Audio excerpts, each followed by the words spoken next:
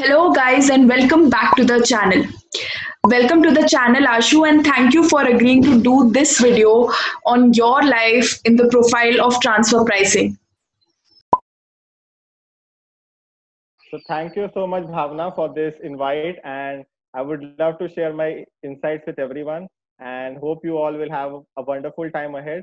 And I hope to give you some knowledge which will help you in deciding whether to take transfer pricing as a career, what are the various features in this profile, and everything else. Great. So, I am excited for this video, and I hope you are too. So, Ashu, if I ask you about your journey as a professional, as a person who has attended a full time college in Delhi University and not any other college, it's like one of the top colleges in India, and then going forward to do CA, take CA as a career option, and then joining a big four, it's been quite a journey. So, tell us more about your educational and professional background. So let me take you some 10 years down the line. So I did my class 12 schooling from Bihar. So I was born and brought up in Bhagalpur in Bihar. After that, I did my graduation from Shriram College of Commerce, as you rightly pointed out. And yes, after that, after the graduation, I went on to do CA and CS. And I did my articleship from one of the big fours. So I did my articleship also in transfer pricing itself. And after completing CA, I joined transfer pricing itself. So it's almost now 6 years in transfer pricing, say 3 years in articleship and 3 years post qualification. So that's how the journey was, and it's been a wonderful journey till now. And we can say by looking at you that this journey of yours has not been very stressful for you.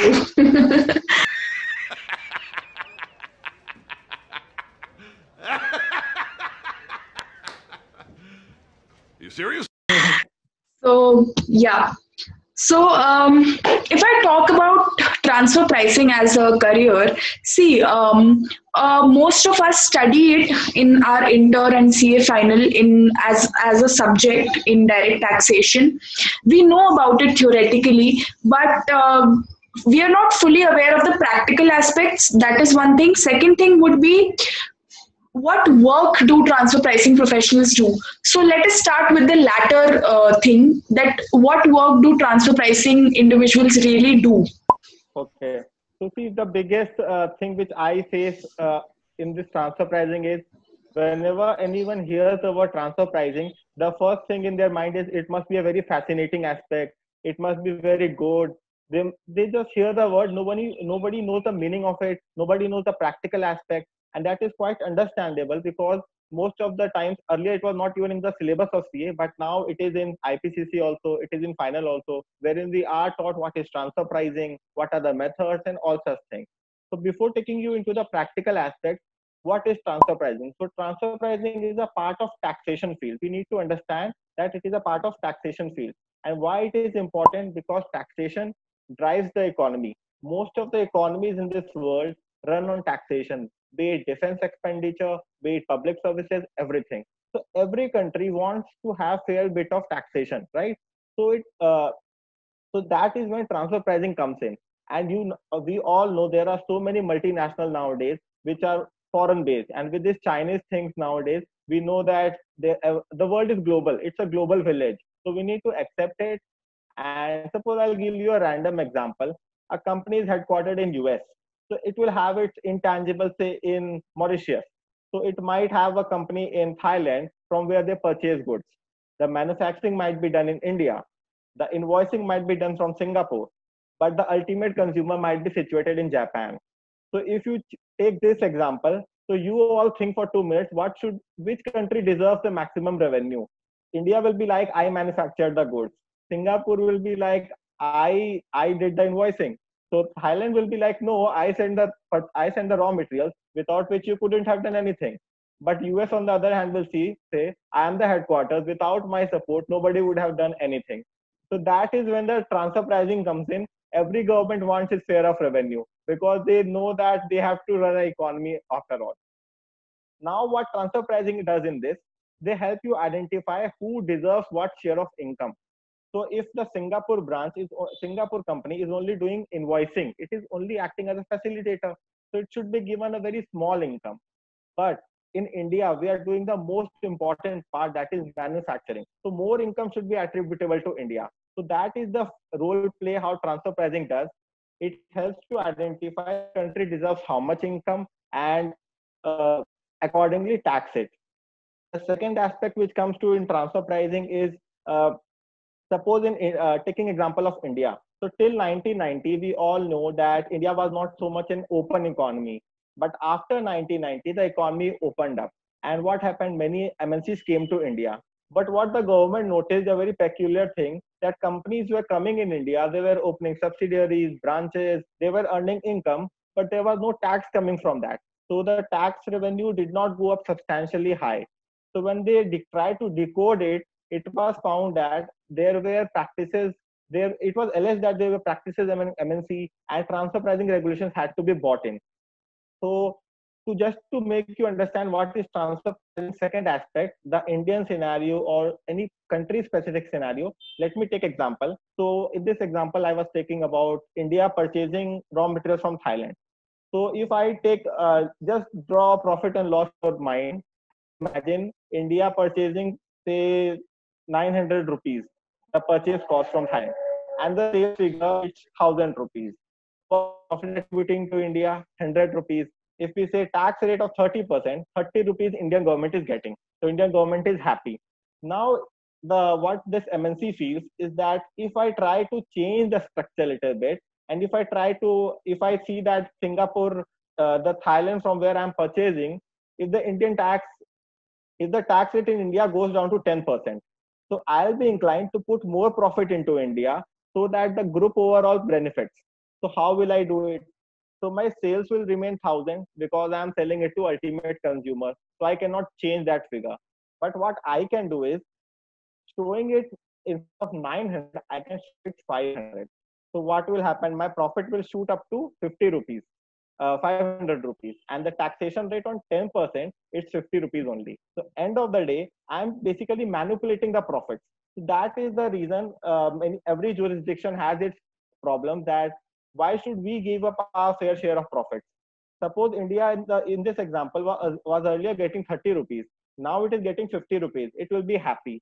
If I reverse the scenario, India increasing the tax rate from 30% to 40%, then India will earn a lesser revenue because the profit the attributable to India by that MNC will be lesser. So that is when the government will come into play, that no, I'm not going to allow you that, because see, you are taking my share of profit and putting it in Thailand. So that is how the transfer pricing world works. And I understand that in theoretical concept we are taught different things, but in the practical aspect the world is completely different.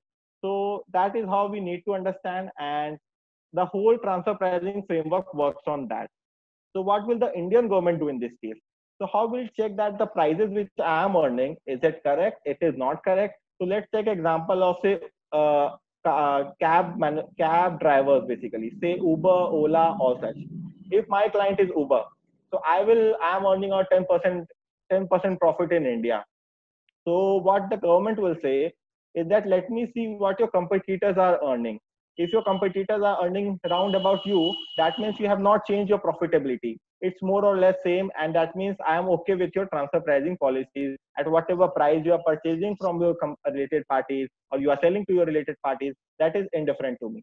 So examples can be Uber का example क्या हो सकता है, Ola हो सकता है, Meru Cabs, Trinity, all such things are examples. So if I am earning 10% profit in India, they are earning 8% profit in India. So I'll be in a position to say to the government, see, I'm earning more profit, I'm paying more tax to you. That means my transfer pricing policies are best in comparison to my competitors. Whereas if I'm earning 10% and my competitors are earning 15%, that is the problem when the problem things will start up. So government will be like, no, you have done some changes in your policies that in such a way that your financials are manipulated. So they won't be in a position to accept my facts, and they will be putting me into litigation. And transfer pricing litigation, believe me, are a huge area for revenue for government, and it is one of the most contradictory areas in this field right now. So, someone who was a very good student or like any CA student or professional for that matter, they take their books very seriously. So कहीं ना कहीं हम सबको पता है कि basics क्या है ट्रांसफर प्राइसिंग के, हमने थ्योरी में पढ़ रखा है, पर एक प्रैक्टिकल सिनेरियो की अगर मैं बात करूं कि ये क्या है ट्रांसफर प्राइसिंग, चल क्या रहा है दुनिया में इस सब्जेक्ट को लेके, for people who are aware of the basics but not into the depth of it. So, can you just give a brief gist about it? Okay, so transfer pricing is basically in tax domain. So first thing we need to understand, and we know that taxes run economies. तो इसलिए इतना importance है कि taxes से ही तो हमारी defence चलती है, टैक्सेस से ही किसी भी कंट्री की पब्लिक सर्विसेज चलती हैं. So every government is very much, every government's favorite part is taxation. And nowadays what is common in this world is each MNC has its jurisdiction, has its related parties across the whole continent. Across the whole continent, across the whole geography, सब जगह है. तो अगर एक company, I will give you an example. A company is based in US. It might have its intangibles in Mauritius. It might have a company in Thailand जो कि purchase of raw materials करती है वहाँ पे. The manufacturing might be in India, but the invoicing might be done in Singapore, and the ultimate consumer to whom the goods are sold might be in Japan. So there the transfer pricing comes in. कि every country will want कि उनका share of profit कहाँ है. तो India will say कि India में manufacture हुआ है, US will be like headquarters US में है, Thailand will be like I sold the raw material. So it is very important for each country to know कि उनका इनकम क्या है और वो किस पे टैक्स कर सकते हैं. So that's where the transfer pricing world comes in. Okay, that's very interesting to know for all of us. Now, if I talk to you, you have worked for so many years of experience you have in this domain. So, what work do you do as a professional and a typical person who is entering as a fresher into this profile? What can they expect for themselves in terms of work? Okay. So in Indian domain, if you see, we have three things in transfer pricing. The first is the compliance part, the second is the litigation part, and third is the advisory part. So I will touch base into each very in brief. The first part is compliance. So like you file the ITR, the income tax return, there are compliances in transfer pricing like Form 3CEB. What is Form 3CEB? It's basically reporting of your international transactions with your related parties. There is TP documentation, where you need to document the pricing basis, how you have benchmarked the transaction. Benchmarking simply means comparison with related parties. So all these form part of compliance part. Now with last 2 to 3 years, there are master country by country reporting, which is recommended by OECD. So they have also come part of a compliance scenario. So that has to be done routine every year. The second thing which we come to is litigation. So litigation is the hot topic in transfer pricing because there are more and more cases being picked up by income tax authorities, and there are litigations going on.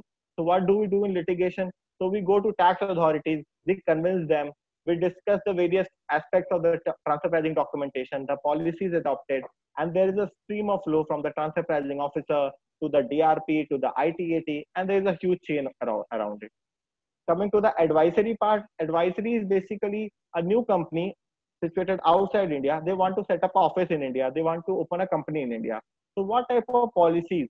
So we make them familiar with the tax aspect of India. Suppose a call center is going to be opened in India.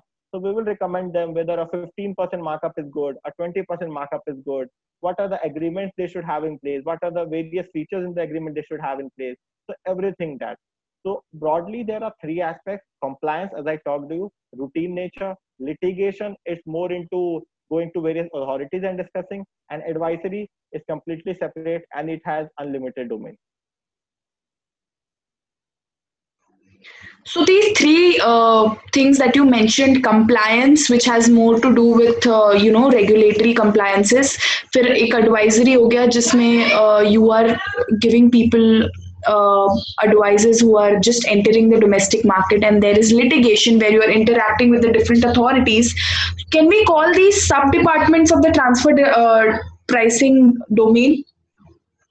Yes, we can call them transfer pricing domain sub-department because everything basically end of the day classifies in these three aspects only. And there are more to transfer pricing like advanced pricing agreements, safe harbors, companies act scenario. So those are additional add-ons, but the most of the things, 80% you will be doing is within these three domains.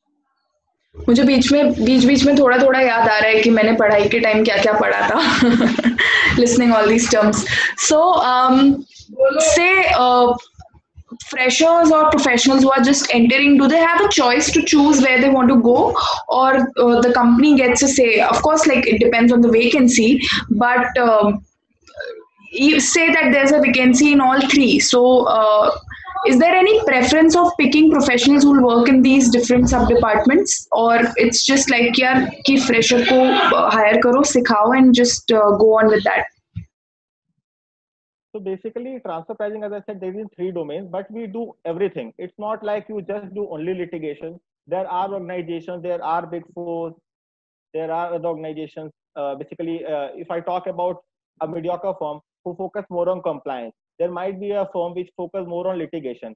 But generally, people do everything. It's a mix of compliance, litigation, and everything. So you get overall exposure. It's not like you will be doing only advisory. So that depends on a case-to-case basis. Like I said, income tax is a huge thing. Transfer pricing is a subset of income tax. Similarly, all these three are subsets of transfer pricing. So you need to you need to strike a healthy balance of you want to do all the three things, or you want to enter into a particular field, because every field will have its unlimited opportunities. Okay, got it. So, for someone who wants to enter the domain, do you have any specific advice for them in terms of the skills they'd want to develop, professional as well as personal skills? कुछ preference होता है, like I'm sure you're aware of the hiring process of different companies. You yourself work in a big four and you have 6 years of experience already. So what are these companies looking for from the fresh professionals? Okay, before going into that question, I would like to discuss something. This transfer pricing is open for everyone, whether you are a chartered accountant, whether you are a MA, whether you are a BCom graduate, or even an article assistant. So there are flexibility in hiring process if you consider any organization. Why are chartered accountants more preferred nowadays? Because they have better grip over the numbers, they have a professional qualification supporting them. But if you look at the global scenario, it's not like it's completely chartered accountant. Everyone is free to enter the domain, because what is the good thing in that? No one has a prior experience of this, so everyone is new. Even same process, how you pick up faster. Talking about the skills, if a CA wants to enter, a very important thing for him will be knowledge of tax. A practical exposure of transfer pricing will not be, it is understandable that the person will not have a practical aspect of transfer pricing considering his articleship, but at the same time, it will be very important that he knows what is income tax. He should be reading about the transfer pricing, because nowadays transfer pricing is not a mystery. There is so much public domain knowledge available. You can read about it, you can develop your own understanding. You have to sound intelligent, because nowadays what is happening is people are getting articleship experience in transfer pricing also. So at the end of the day, they will have a more favor over you. So if you are from say audit profile or some any other profile, if you in transfer pricing, or a simple advice will be you need to be thorough. Make a career advice start itself, so that you don't have to switch around later. But yes, you have to explore it properly. Don't go in the technical jargons of what the world says you. यहाँ by transfer pricing बहुत अच्छा है. Analyze it case to case basis, like the art of elimination. So you mentioned that people should be reading about it. Do you have any sources that you would recommend for people to read? Some particular magazines or newsletters or newspapers or websites?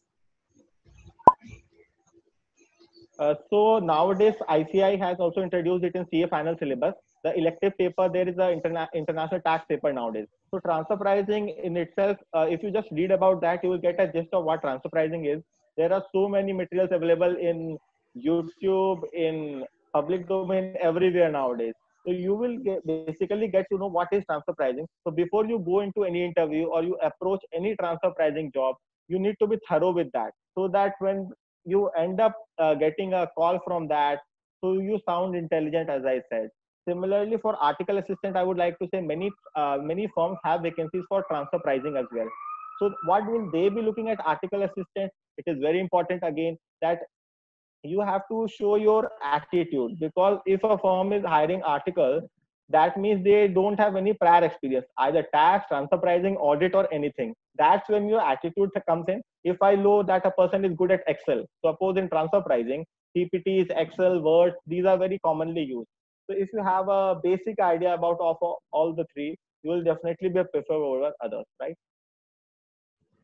Okay, so let's talk about the pay range that you usually get in this kind of a department.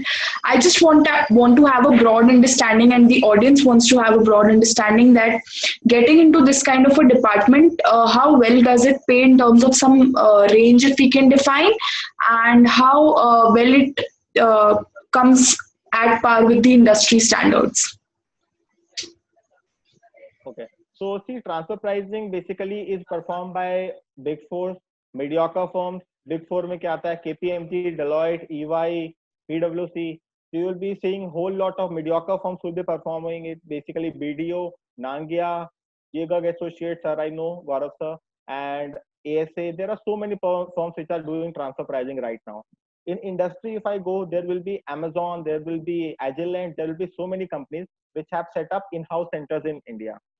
If you go to Big Four, the industry package, the package is around the Big Four level of taxation. It does not vary much. It ranges from around 8 to 10, depending on your negotiation skills, depending on your technical skills, depending on your prior experience. If you go to any mediocre firm or anyone else, there your skills will be tested and you have to discuss accordingly. If the best advice to you, if you are a fresher, if you want to really get into transfer pricing, invest 6 to 12 months. Don't look at the pay thing. If you get to know very good, you will be basically having a better hand in the long run. Because long run, you will be able to earn good. You have to sacrifice 3 to 6 months in knowing. Because in earlier stage, you will not be knowing what is transfer pricing.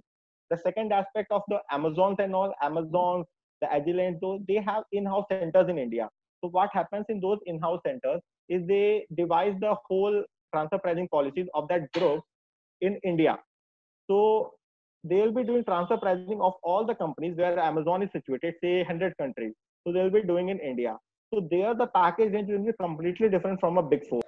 So talking about pay packages, so before going to pay packages, we should be knowing what are the different firms which are offering transfer pricing domains, because the pay packages will vary according to that. So if you talk about Big Four, there is Deloitte, KPMG, PwC, EY. There are separate. There are mediocre firms offering transfer pricing like Nangia. There is BDO. There is Jaeger Associates, sir, I know. There is ASA. There are many firms. If you go to industry, they have in-house centers in India, which is facilitation center for all the group, like Amazon has it, like Agilent has it. So we should be first knowing about these, that there will be pay gaps different to each domain. Talking about Big Four, transfer pricing, as I said, you comes under the tax domain. So the package will be around the tax domain itself. It will be ranging from say 7 to 8 to 10 lakhs. Similarly, if you go into mediocre, the negotiation skills will be different there. If you are a fresher, obviously they will not be inclined to give you higher packages because you are still in training phase. So that's where your skills come in. And I would recommend that if you are new to transfer pricing, you want to learn something, don't look at the pay package in the starting, because in the long run everything evens out and you need to focus more on learning. Similarly, if you go to industry like Amazon, etc., Amazon has a big center in Hyderabad, for example. So Amazon packages varies from 10 to 15 and even 15 to 20, depending again on your skill set, depending on the level they hire you, because they have different vacancies level. They are more of international tax plus transfer pricing, sometimes only transfer pricing. So it completely depends. So talking about Big Four, it's standard. Mediocre firms have different, and similarly, industry has completely different. The option is open for you. If you are a quick learner, if you are a new learner, you are an experienced person, or you want to join the industry. Hmm. Okay, awesome. So, tell me something. Someone who's looking forward to go in the profile, how they should be approaching companies, or how they should be upskilling themselves. See, this is a very good question, because first thing after qualifying CA, many people look for tax, international tax, transfer pricing. Again, my simple mantra in this will be, you need to be thorough with tax. What is tax? Because no one will give you a job just because you have an audit experience. There are cases, but you need to show your proactiveness, your interest in the tax domain or say transfer pricing domain. Many times I get a message on LinkedIn that I am interested in transfer pricing. I want to join the company, but I ask them why you are interested in transfer pricing, but they don't have any reply. Just because you have heard from somewhere, so don't be going into that. Pick and choose, analyze it, and then only try for it. If you there are big four which are very willingly offering you transfer pricing profiles, and you can apply it, contact their HRs. There are websites also similarly talking about other mediocre firms. Everyone is willing to hire in transfer pricing. The the biggest myth I want to clear is कि बाहर वाले audit वालों को नहीं लेते, ऐसा नहीं है. I have seen many cases wherein a non-tax or even a non-TP person can get into transfer pricing, and he can be a quick learner and he can get very well ahead with others. So that is the thing I want to clarify here. It's not that transfer pricing can be done only by transfer pricing professionals. You can enter into from other fields and literally do transfer pricing. Okay, great. So, we would love to know about your experience in this profile so far for 6 years, and try to be honest Okay, so about it. see, yes. Yeah. So basically, see, I joined as an article in transfer pricing. So in starting times, as an article, you don't even know the word tax. So what do you know about transfer pricing? So in starting, everything will look good to you that yes, you are doing something out of the box. Because when you tell others that you are doing transfer pricing, cross-border tax, everyone will be fascinated by it. Okay, So so tell just me something. everyone at the end of When you entered, you had no idea where you wanted to go, right? So how come you yes. entered into that department without knowing what it was? So see, this is very personal and very independent story. There is no related party transactions here. So I did my graduation from SRCC, as you all know. So I tried for every big four. I was open for profiles, but I had an interest to do from a big four. And going by the art of elimination, audit, did not get good marks in IPCC. So, and I was not comfortable with audit. So one thing was clear to me that I don't want to do audit. So what was left? International income tax, international tax, and auspicious domains. So when you get a transfer pricing, I got job. So I was very happy that I'm getting a big four. I'm getting transfer pricing. So I'll be learning something new.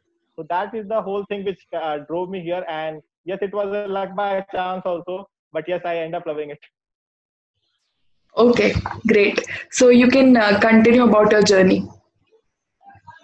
So yes, so what happened is, so first year transfer pricing article, you don't know anything, you just keep doing, keep learning, and so as you grow senior in the starting phase, you will be more into compliance phase because you will be more learning about the routine things. But as you grow in the organization, you will be given more responsible and accountable tasks. That is where the real learning comes in. The advisory part, the litigation part. There are cases when I have to go to the tax authorities and discuss cases with them. So that is very, very good thing in this area in transfer pricing or tax, that you get to interact with your colleagues, with your seniors, with your clients, with your tax authorities who are IRS officers. So that whole gives you a very good learning that you know how to be humble, you know how to handle clients. So it's a very complex life, but you end up loving it. That's I'm sure. Until date, I love it. And yes, it gives new domains every day because government is coming up with new laws on transfer pricing, income tax, international tax every day. Okay. So, Ashu, tell us something. If I talk about the scope of this profile and the growth and the opportunities in the future for a professional who has already worked for a few years into this, what do you think there lies for them? So see, like every profile, transfer pricing also has a very good scope in future because as you can see every day there is, when I joined in 2014 in transfer pricing, so everything was different that time. It was, if I compare it with now, so that time it was more of routine things, the APAs, the country by country reporting, as I talked about, the master file, all those things were not prevalent that time. But now if I compare it, scope has increased like anything. It is going to increase because India is slowly is becoming the hub. Earlier, India had more inbound investment. Now, India is also doing outbound investment. So you will be having companies which has headquarters in India, and they will be having subsidiary company abroad. So that's where more of transfer pricing comes in. Similarly, Indians have more transfer pricing knowledge. There are in-house centers coming up in India. Like I talked about Amazon, there are so many companies which are investing in the infrastructure in India. So that way also transfer pricing scope is going to increase. So any professional who wants to go into transfer pricing, this is the best time right now, because there is new changes coming every day. If you want to go into advanced transfer pricing, there is option of going abroad. There are companies like Malaysia, there are countries like Malaysia, there are countries like Canada who are very much willingly asking people from India to come and join them. I have many of my friends in Malaysia, many are in Canada, many are in US who are doing transfer pricing itself. So transfer pricing, it's not restricted by states, it's not restricted by countries. Everywhere the principle of transfer pricing remains same. So that is the very good part about transfer pricing. And yes, its scope is going to increase day by day. If you go into intricacies, you'll be understanding it more and more. Okay, that's great. Um, so we are almost towards the end, and I hope you like this discussion. Let's come to our part where we ask our speaker to tell you about what tips they have for you. So, if you had to give a few tips, or maybe like one golden tip to the audience who's watching this and who wants to make a career in whatever different profile, what do you think it will be?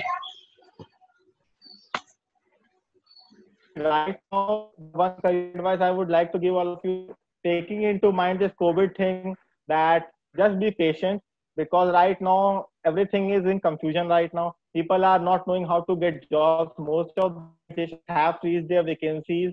So just be patient right now. Invest in yourself, because when this lockdown opens, you have to come out as a different person from when you went into the lockdown. So when you come out with golden color, that is the time when the world will be open to accept you. And end of the day, it's about competition. You have to showcase that you are better than others.